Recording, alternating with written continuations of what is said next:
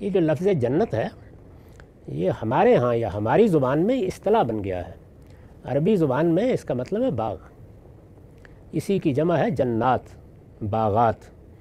تو جنت کا تعارف اللہ تعالیٰ نے باغ یا باغات کے لفظ سے کرایا ہے.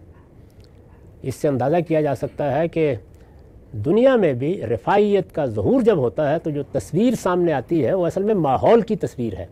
اس میں گھر کیا بنے ہوئے ہیں، اس میں غالیچے بچھے ہوئے ہیں، اس میں صوفے لگائے ہوئے ہیں، اس میں شراب کے جام ہیں، اس میں ولدان مخلدون ہے، وہ تو پھر آگے کی چیز ہے.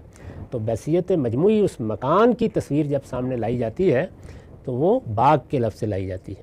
اس سے ایک بڑی غلط فہمی قرآن کے پڑھنے والوں کو یہ ہو جاتی ہے کہ وہ جہاں جنت کا لفظ دیکھتے ہیں اس کا ترجمہ جنت کر دیتے ہیں، اور پھر خیال کرتے ہیں کہ جہاں جنت کا لفظ آیا ہے اس سے مراد وہی جنت ہے جو قیامت میں ہمیں ملنے والی ہے.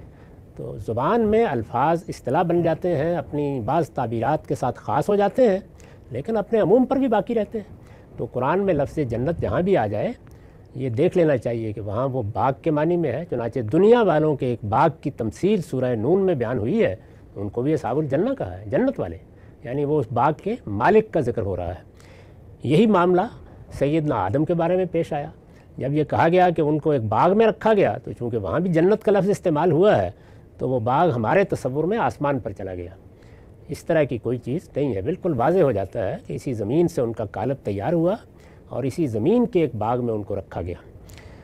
تو یہ اس لیے توجہ دلانا مقصود تھا کہ الفاظ جب اصطلاح بن جاتے ہیں تو بعض اوقات بڑی غلط فہمیوں کا باعث بن جاتے ہیں.